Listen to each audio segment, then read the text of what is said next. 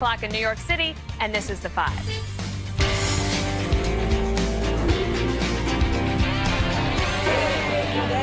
Hillary Clinton largely avoided the conservative media during her failed presidential campaign, but she just went on conservative radio to open up about what happened and took some new shots at President Trump. I don't have any personal stake in this presidency. I have a citizen stake. I am, as you might guess, very much worried by the actions and rhetoric of our current president. I've been very disappointed in the way that he has conducted himself. She went on to suggest to Hugh Hewitt that racism in America has become more politically acceptable in the Trump era. I think there has proven to be more white supremacists and white nationalists than I wish there were in our country, as we saw tragically in Charlottesville and other places. And they have made common cause with the president's agenda out of their own mouth that he is someone that they are counting on to promote it. All right, Greg, it's your lucky day. We start another show with Hillary Clinton. I can't get enough of her. Also, I love how conservative radio used to go after liberals. Not anymore. You notice that? Well, they don't go on. They don't. They actually don't go on. That's what made this news. For her to go on with you is outstanding. But you know what? It's identity-driven politics that were helped created by her cynical campaign that led to a lot of this divisiveness. But she's swimming in what's called the big pool fallacy. Trump will have some creepy fans because when you have a lot of fans, some of them are bound to be creepy. The bigger the pool, the more likely there might be a creep in that pool. However, you have to be cognizant if you're the lifeguard. Should you say something? And I think one of the flaws with Donald Trump, it's a salesman's flaw. You never want to turn down a sale.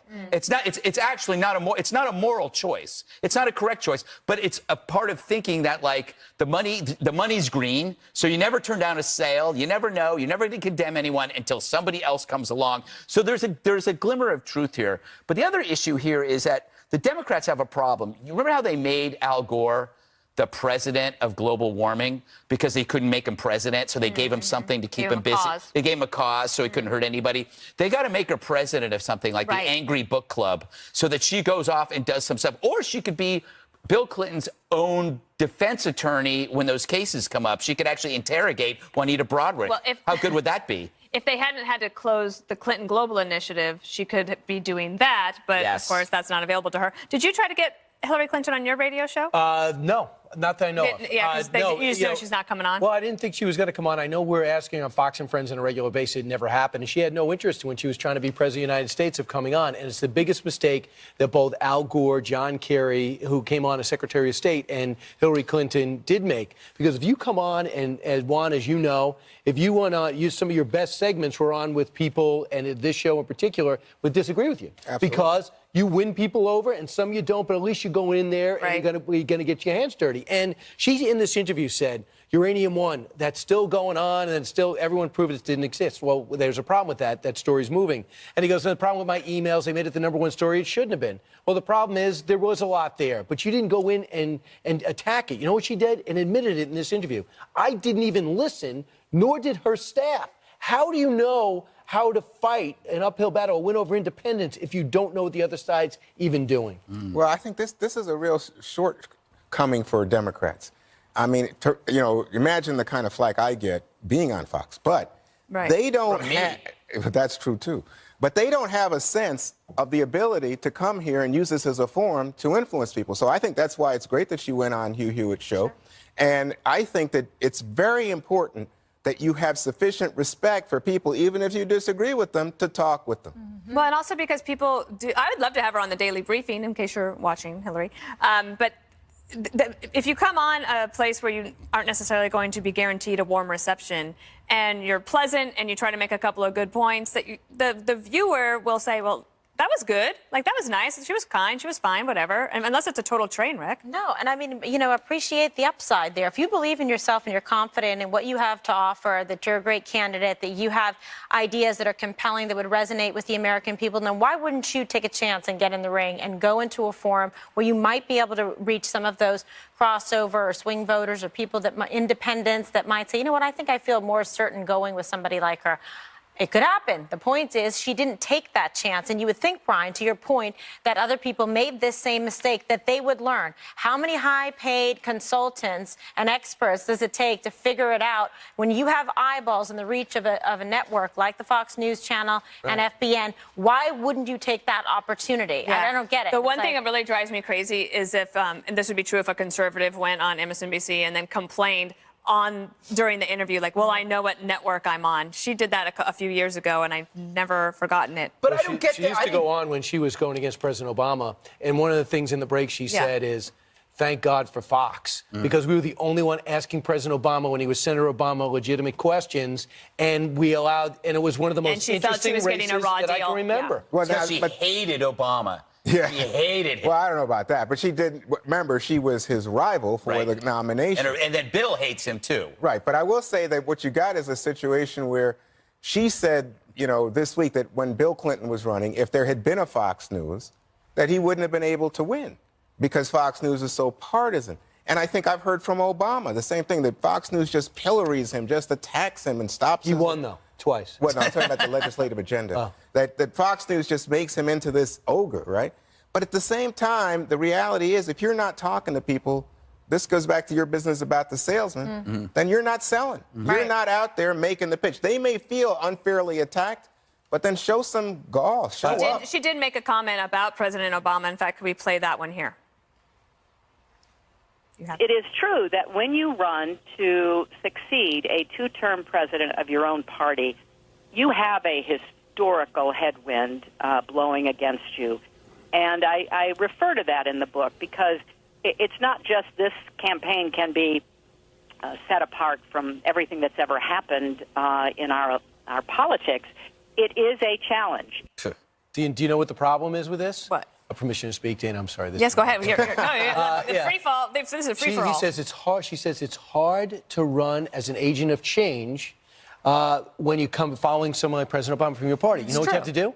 You have to say, I like President Obama, but this is what I would have done differently. I would have ran the economy differently. I was a little concerned about the regulation. I would have said, when it comes to Syria, I would have done something different. In fact, I have a memo here that says, on this date, I recommended we start a bombing. It would have prevented the Russians from coming in. She did that in 2008 when she had to distance herself from Bill Clinton. And also, like, McCain had to separate from George W. Bush. Like, that always happens. So what do you think will happen next time? Because the Democrats, they still have her out there wanting to create a legacy. They got to get her out. There's... They got to send her somewhere. Too bad they got to send her. Did you see that in the interview? She said no one that is thinking about running in 2020 has reached out to her for advice. I know, and also she said, shame. She also said that she doesn't think she could be friends with Donald Trump anymore. I guess she didn't mind his behavior when he was a Democrat or on the correct side of politics, giving her money, like her husband, who I think she could be friends with, or Harvey Feinstein. Sorry, not Firestein. Weinstein. Yeah. She could be friends with him, and she could be friends on a far lesser extent with Al Franken, who, by the way, no one has yet to follow up on. Go on YouTube and Google Al Franken, Howard Stern, 1999, please. Oh, yeah. They did with Trump. They were all over the Trump stuff. Go to Trump. There is an interview there waiting to be discovered. But see the difference? They did it with President Trump. They're all over, but they're not doing it with Al this one has a victim that's no one's... Well, let's go back for a second to Hillary's interview with Hugh Hewitt. Yeah. Because I think there are two things that were interesting to me. One is she says, guess what? The child health care insurance program, that Trump is just letting it, Trump is just letting it linger and die, and it's going to die. But the Congress is supposed to take that up before December. But he, as the president, has some authority here, some voice, and he has said nothing in support of a program that will lead people, as she said, kids with diabetes and other illnesses to suffer. I think that's wrong. Second thing, Trump this very day retweets something that says Hillary is a corrupt blank. What What is wrong with him? No, that's actually, that's what he does. We've accepted this. What about Paul Manafort's house arrest? That's what I wanted to get to. We only have a minute left. Well, I'll say it real Go quick. for it. He's under house arrest, which, by the way, everybody should want to be under house arrest, an excuse not to go to somebody's piano recital. It's your dream. And also, it's your dream. But the real punishment is he's not allowed to drink during it. No, well, I don't know if he's not allowed to. No, I think that's because he's getting a limited release from house arrest to travel on the condition He doesn't drink. that he doesn't drink. Wow. But he Forget can it. smoke. I'll take house Can arrest. he smoke? Can he smoke? I might take up smoking if I had to do that. No, not you. Wow, what a role model you absolutely are. not. You are such a role I'm not model. going to be Take under it- house arrest. Dana Take Perino it back. disgusts me. Take it back. All right. Oh You my shouldn't God. say what she was smoking. It could be some kind of herbal cigarettes, clothes. Oh, even. no, clothes. Right. Those were big back in the day. All right, we've got a lot more to come. No, we don't. We've canceled the show. No, we're going to keep going because there's dramatic tape of a North Korean soldier's desperate escape for freedom from his oppressive regime. Does he make it? Next. Country song. How in the world did it go so wrong? North Korea back on the list of state sponsors of terror. Kim Jong-un isn't happy about it, the North calling it a serious provocation that justifies its need for nukes. The country is so oppressive, its own people don't want to live there. We want to show you some dramatic new video just released by the United Nations. We must warn you that it is disturbing. Last week, a North Korean soldier risked it all to escape from his country. He defected by trying to cross the heavily armed border with the South. When his comrades caught wind, they opened fire. He was hit several times and collapsed on the South Korean side. And what an amazing sight it was to see troops from the South pull him to safety. That soldier has thankfully regained consciousness after surgeries and is now reportedly enjoying American TV shows and movies in the hospital and South Korean pop songs. What a story. Amazing. Greg. I actually tuned this in. I watched this on MSNBC, and they played the tape backwards and claimed that South Korea guy was trying to escape for North Korea. Yes, I thought it was terrible. absolutely. But there's a lot. I mean, this is such a good tape to see before Thanksgiving, because everybody should be thankful they don't live in a country where people are dying to get out and aren't allowed to get out. I mean, this is a history lesson about tyranny. We talked. This poor guy was operated on, and they found a parasitic worm the size of like a human arm in his stomach, which is an apt metaphor. And it's not rare, by the way, for North Koreans. Because they're eating the food that they eat is being raised in feces, and it is an apt metaphor for tyranny. It destroys from within, and it shows you how unfair life is. That if you're born here, you're going to make it. You hit lotto. Yeah. If you're born there, you're screwed. And we have to remember that whenever we're thinking about people coming here, that they deserve a chance to come here. Whether you think it's, we have to deal with national security and vetting, but we're lucky. So what you're saying is we should be looser on immigration and just do it the right way? Is that what I'm saying that we should do extreme vetting, but do not demonize people that are legitimately trying to escape horrible conditions. We got plenty of room. Yeah. Is what you're saying. Especially at your place in Long Island. Right. My God, you got like 13 bedrooms. It's very spacious. Yeah.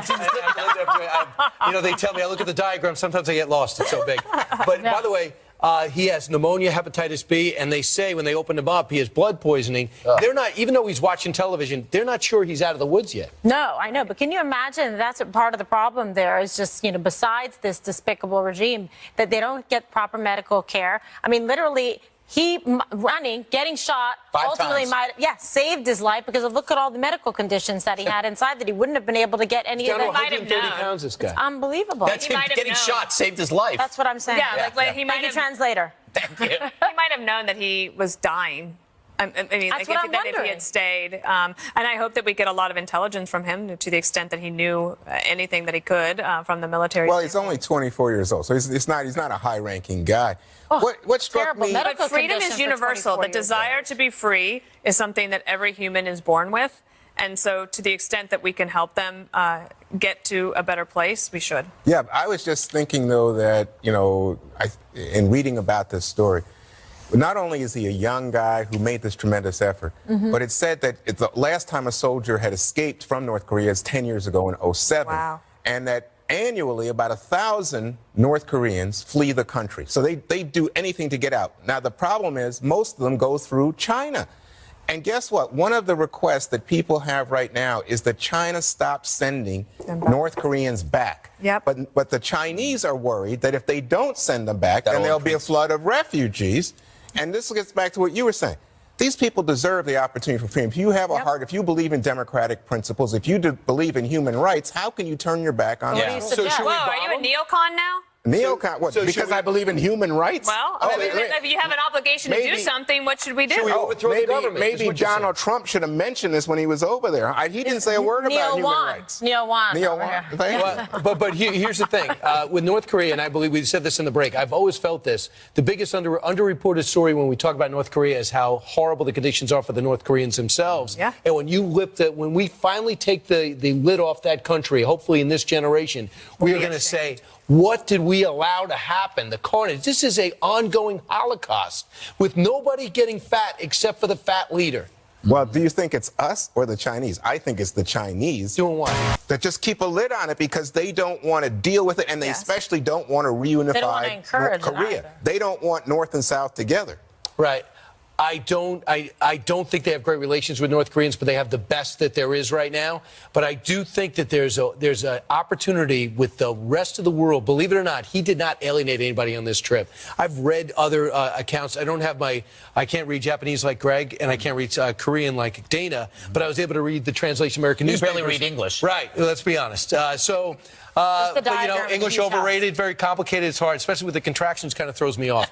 But when you look at the reviews and the relations that he's built in that region, you see that we're making progress. This vice is I agree. closing on this country. This is the first time we have a legitimate shot to make a change, hopefully peaceful. Why are you saying these things? Because China is Because actually it's playing true. ball. Well, China is because playing ball. China's saying, Because they're engaging my with hat's- President They're Trump. they're sending an envoy. Who knows what's going to Also because he has nuclear weapons. There's no other option. Yeah, exactly. I mean, and this guy has been firing off missiles at a greater rate than under any other president before. Little rocket man. But now he says they're a terrorist state. That's the news today, right? Okay, they're a terrorist state. What does that allow? It allows us to impose more sanctions. Yes. Hey, where are the Russians? You know, hats off. They had a 90-minute talk yesterday. That it Well, went I'm very just well. saying, if he's Putin's pal, get Putin to say, hey, when the Oh, Chinese... now you want him to talk. Yes, I do, if it's going to help the United States. Neo Wan. If Yeah. Putin would stop replacing the losses Yes. from the Chinese sanctions, True. maybe that would have more effect And on maybe it. that happened yesterday. Well, let's I have hope. not seen that That's in the why I said- readout. They said they did talk about North Korea, but I Right. think the president is smart enough to know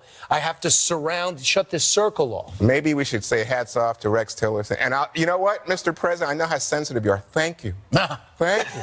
Oh, thank you. I don't think you're being serious. Yeah, that really lacked some sincerity. I have try it again, Juan. Try it again. It is Yeah. Thanksgiving. If you coach me, I'll do it. Go ahead. What do you want me to do? How should I do it? Thank you, Mr. President. Oh, wait a minute. Yeah. That's holy smokes. That was sincere. Wait. I'll do it without the touch. do it. Because you have Last a unique chance. touch. Last chance. Thank you, Mr. How about this? Thank you. Thank you, sir. Okay, that worked for me. Coming up, anti-Trump comedian Sarah Silverman has had a revelation about all of you so-called deplorables out there. Greg's going to fill you in next. At least he says.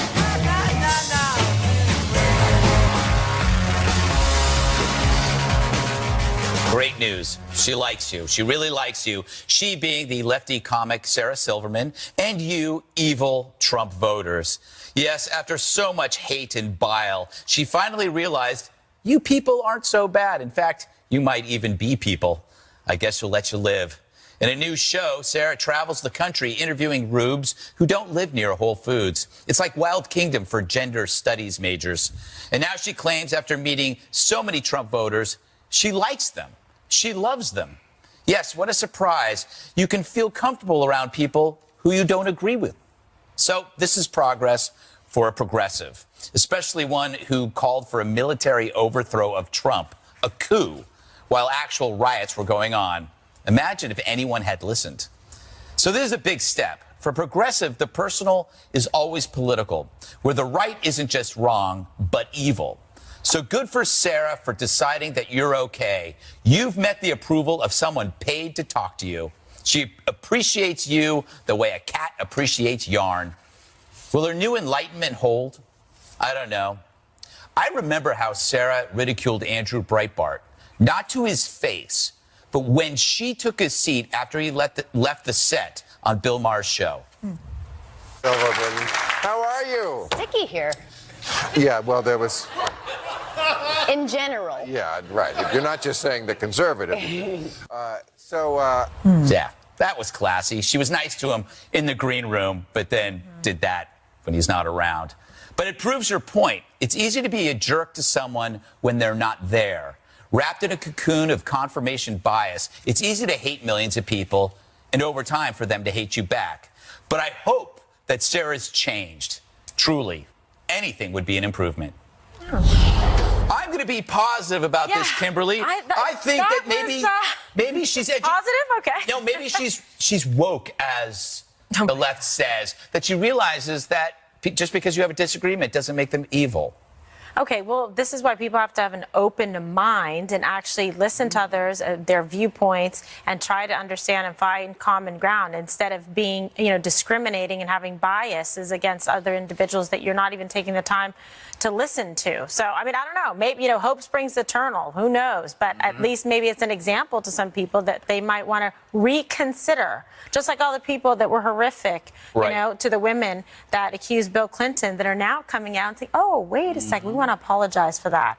We were wrong with what we did. Dana, we were going to show a clip of this, but we weren't allowed to get we weren't able to get approval From Hulu? From I don't know who. Yeah, Silverman Inc. Yeah, Vulture. I think it's called Vulture. I don't know what that means. Anyway, do you think she's sincere or is she just doing a job? Well, I read a feature story about her several months ago as she was getting ready, as she got this series underway, and she talked about what she hoped to achieve in it. And it's really not. It isn't that easy to publicly admit that you were wrong. Yeah. Or that you have some work to do, or that you have to go out. And so perhaps it is sincere.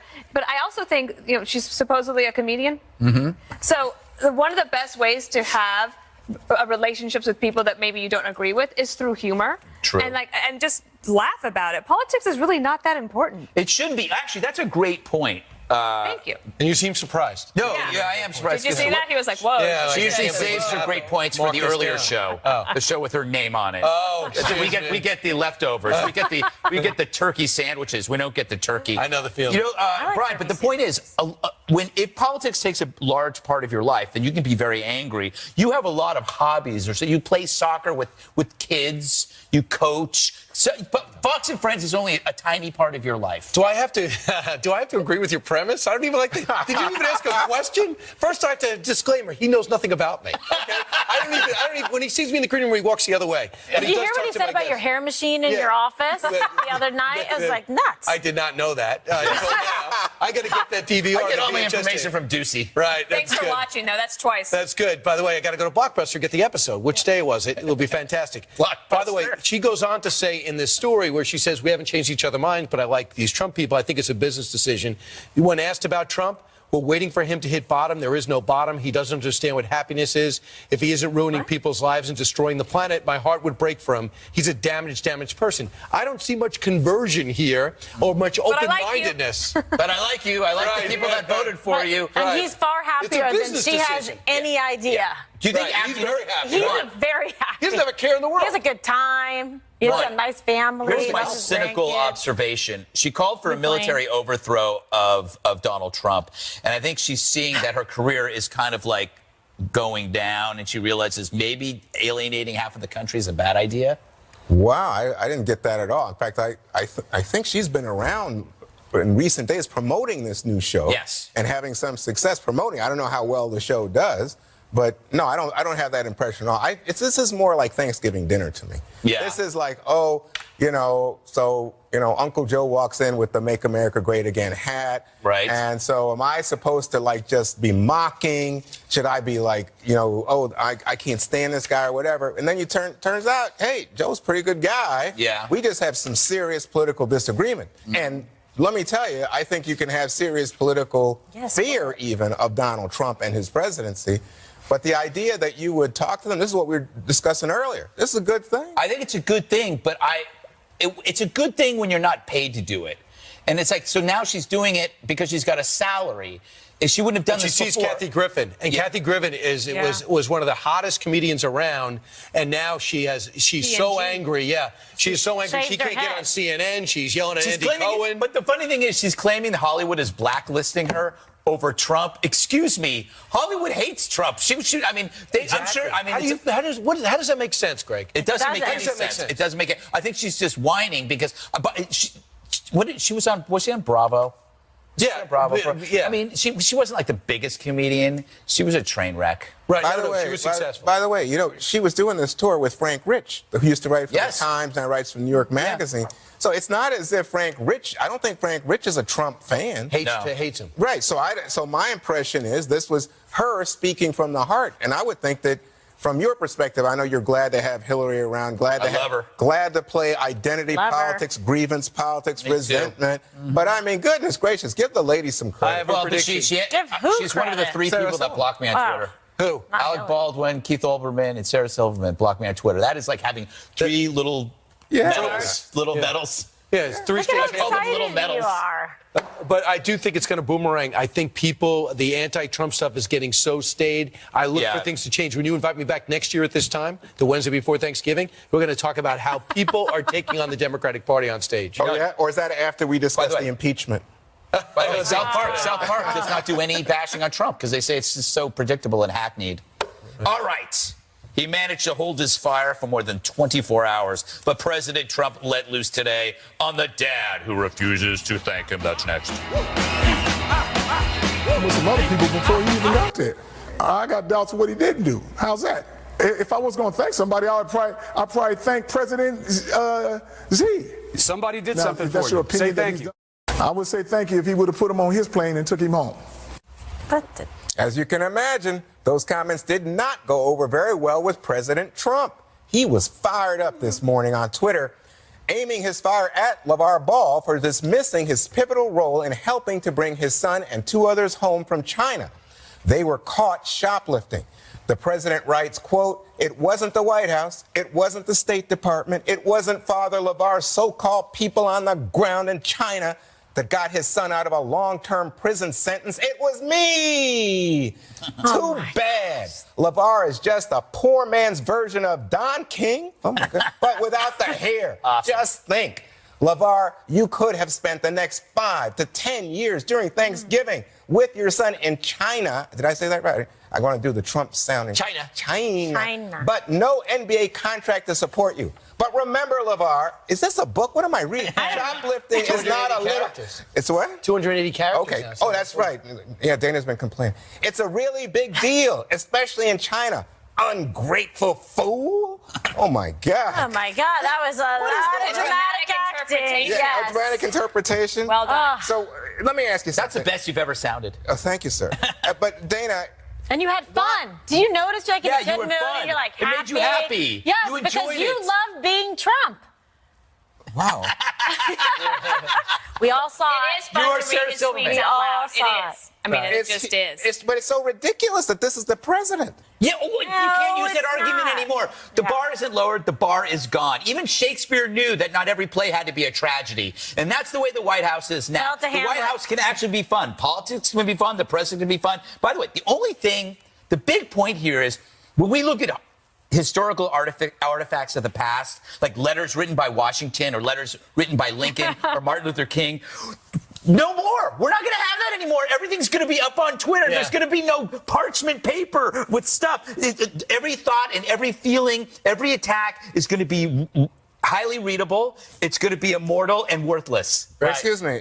You mean like the Gettysburg Address and this stuff is Yeah, Twitter replaces that. You don't need it anymore. Dana, It'll be weigh the in. Twitter address. You want me to weigh in? By the way, Juan asked Dana to talk. Yes, but his point was so mundane that I had to still interrupt. talking? I can't stop. You're trying to take over. No, let the lady have the floor. Wait, that's sexist. well, I Let the do- lady have the floor. This isn't a dance club. All right, go ahead. Let me have the. Let me have the chair. Let this gender-neutral He's still individual. going. He can't He's stop. still Gender-neutral I individual. think he's playing Trump. Gosh, He and Jesse's not loves even here. He loves talking about Trump. He just loves it. He loves when all right. Trump does his thing.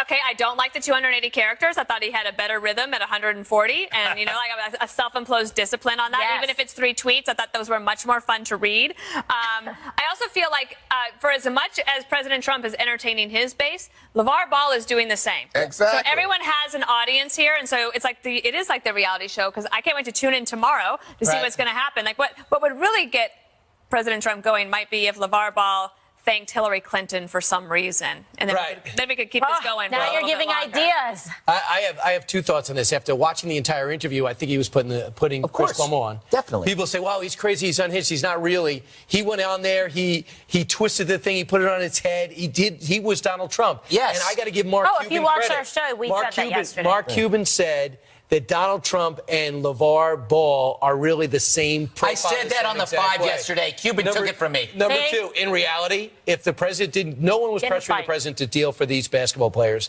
But had he not, they might be in the same slot as that Ball State football player that's been in jail for 13 months for a bar fight in China. Good point. He cannot get anyone's attention. His family. What's his name? Is pleading. His family. I have it right Well, here. why didn't you get him out too? His name is Wendell really? Brown. And his family says, Mr. President, we will thank you every day if you can get my son out. Yes. Well, that's real. They got to get Wendell Brown President out. Trump, get Come on, Wendell Brown free out. Wendell Brown. Please. Free Wendell Brown. Absolutely. Free Wendell Brown. There we might be go. Free watching. Wendell Brown. Yeah, certainly. Yeah. Well, he certainly watches Because you're Fox here, and Fox Friends. and Friends. Yeah. No, So I was what- thinking Wendell Brown. Well, so what about this? What about LeVar as Don King? Yeah, that's pretty funny. Oh, you think it's funny? Okay. I mean, It's a compliment. he said Don King. I thought he liked without Don the hair. King. Yeah, Don King's a friend He of his. does. That's Don why King's a Don King is Republican. his friend. Don King supported him and showed up at his rally. So he was trying to say, this guy thinks he's, funny. So you think it's over? Original. Is this over? No, this is too good. Never we just over. did We've a done whole it 2 segment. days in a row Check on it this out. show. It's not never over. So over it's up to until your POTUS serve, says Mr. it's Ball. over. Yes. But that point, what Trump is saying, he recognizes that Ball is a showman in progress. When he said a poor man's Don King, he was basically saying, I know what you're doing. I can help you. I see where you're going. Because a lot of people call me a poor man's Lou Dobbs. Right. It's only a matter of time A lot of before people just call you a poor man. Everybody says it. Everybody says it. Well, It was written in the bathroom. Right. By the way, they didn't just take glasses. They took a lot of stuff, by the way. They could end up in a lot of trouble. Yeah. They took a lot of No, paraphernalia. it's a serious thing, and he did do something wonderful. And LeVar Ball, blah blah blah. And also the president on the plane, when he gets asked about it on the flight home, he goes back to see the press, and there's a video. And the president's very restrained in talking about how bad the situation was. And it was at one point where he said, wasn't good, okay? And he just leaves it at that. And everybody could have just left it at that. Instead, now we have to go over and over it again. well, I think But he's, I'm having a great time Look at talking how about much it. money I'm going to talk about this and lots well, of I other had things. fun with that ridiculous tweet, but I must say, I think he saw a self-interest in making himself into the hero of getting the boys back. But now LeVar is trying to thwart that. That's why he's going after LeVar. I don't know. To me, it just looks like 2 hucksters having a party.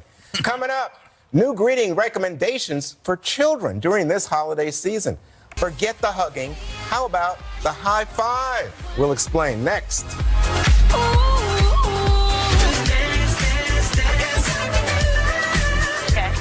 All right, how about a high five, Grandpa? The Girl Scouts of America have just issued a warning to parents not to force kids to hug their relatives on the holidays, specifically daughters. Now, the group posting a reminder online that says, quote, girls don't owe hugs to anyone, not even family members. It suggests the alternatives might be a smile, an air kiss. You writing this down, Greg? Yes. An air kiss or whatever is most comfortable for them. Kimberly, is this an important Do move? an air kiss, or be like phony or whatever, and try to be like, I don't. Should you get tell this. a 12-year-old to go hug a relative they're not comfortable with? Yes. Yeah, absolutely. This is why I'm so happy that Dana and I chose to be Campfire Girls, Bluebirds. They would never issue such a foolish, ridiculous statement as the Girl Dana Scouts. Perino, is this an evolving of our culture to realize we shouldn't just hug people just because they're technically related to us? Look, I'm a hugger. I like the hug. You're I think a it's hugger? good. I am, and I think that it's. I think it's good. And I just kind of remember, like, if you see your family once a year, and it was like maybe Christmas time, you get up to the ranch, and there's Uncle Joe. I actually did have an Uncle Joe. Like, I want to give Uncle Joe and Aunt Lina a hug. Right. Of course, it's one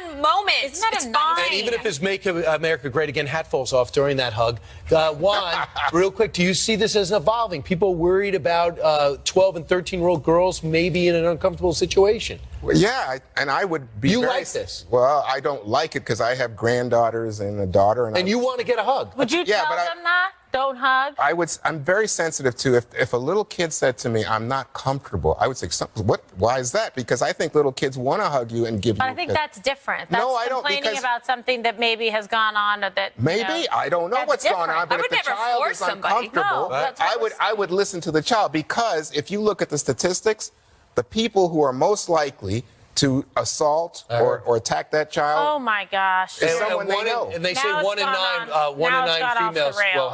have some type of crazy. unacceptable interaction with an adult. Greg, finally, think about the adult's feelings. A little kid or a young girl does not want to hug the cousin from another state because they haven't seen him in a while. They don't feel comfortable. What about the adult's feelings? Two things. One, I am for this. I hate hugging, especially kids when they're already taller than me.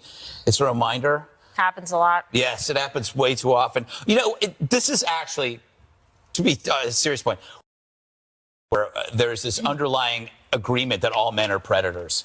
We're seeing, and no matter what, we're just all bad. And I think this is the consequence of that. Of course, I doubt there'll be any hugging at Uncle Franken's house. There'll be a hold on hugging, and also Uncle Charlie's. And no sleeping. And handing your Keep iPhones at the eyes door. open. I think Uncle Roy, too. I will say this, for Italian families in Girl Scouts, it's a no-brainer. Italians have to hug. It's the law. They were born to hug. law. Born to hug. The Irish will welcome this. Born the to Irish hug. are not big emotional That should be your people. memoir, Born That's to Hug. not true. What is Half I Italian, think half the Irish. Irish are very warm. Not big huggers. I don't Write know. us. I hug people. One more thing is next. On behalf of the Irish, we don't hug.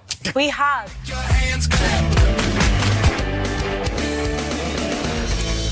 It's time now for one more thing, and in a spirit of generosity, Brian, you get to go first. All right, sometime in the next 2 weeks, Andrew Jackson, The Miracle of New Orleans, will go on the big screen, ours. It'll be on the Fox News channel at 8 o'clock, either this Sunday or next Sunday or the Sunday after, 3rd or 10th.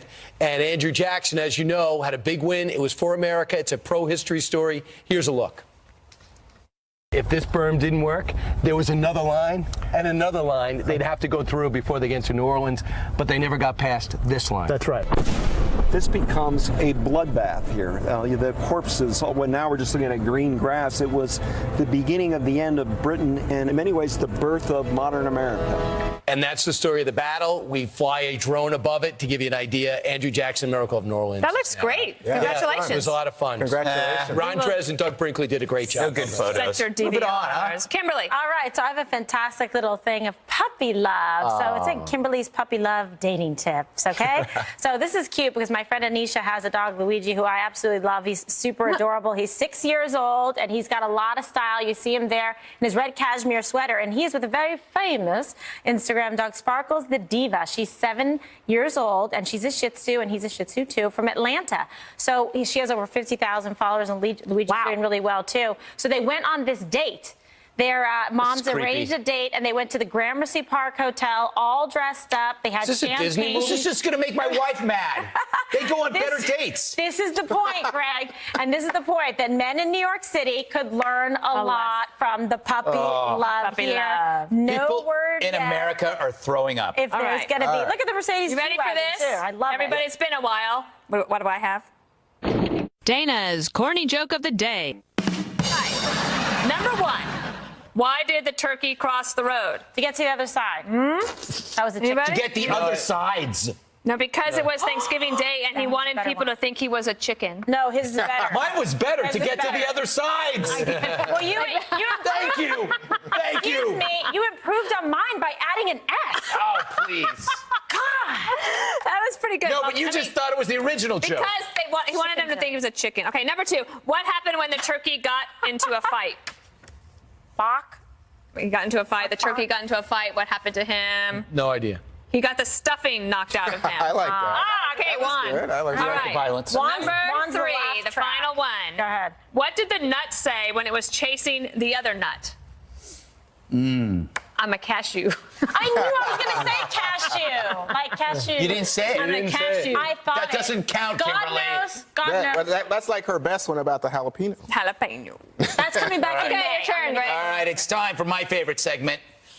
Greg's Cow Brush News, not to be seen on CNN because they can't handle the truth. All right, let's go to Switzerland, shall we? Habsburg to be exact. Spurg. Rolina, the dairy cow, lives on a farm in Habsburg. She doesn't even know because she's a cow. She could be living anywhere because she's a cow. They don't have big brains, but she loves nothing more than brushing her coat. Look at her. And that's a coat brusher installed at the Habsburg farm. And her owner, Marina, could not have expected a happier cow. The reaction is mind-blowing. The footage goes on for 37 hours. Yes. Let me get this straight. Feels That's a good. car wash for cows. It's a brush for a cow. It's a brush. It's like to make them feel better. Like if you know, like an automatic brush for the cow. I get my- For more cow brush news, wait. All right. All right, Juan. New York City getting dressed up for the holidays. It's beautiful. 6th Avenue right now covered with barricades, even as we speak, because tomorrow, for a very happy reason, all this, the Macy's Thanksgiving Day Parade. This year, new balloons will be floating through the skyscraper canyons of New York, including Olaf from Frozen, the Paw Patrol, and the Grinch, not Gutfeld, the Grinch, alongside returning stars like SpongeBob and Hello Kitty. The parade, by the way, I didn't know this, started in 1934, and it cost more than $13 million.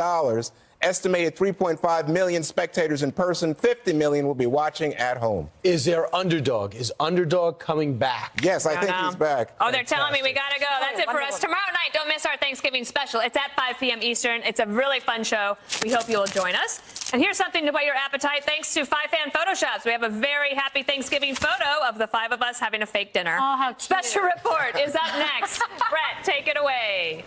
Please. That's such a sweet photo. Thanks, Dana. Unfortunately, starting tonight with another tragic accident.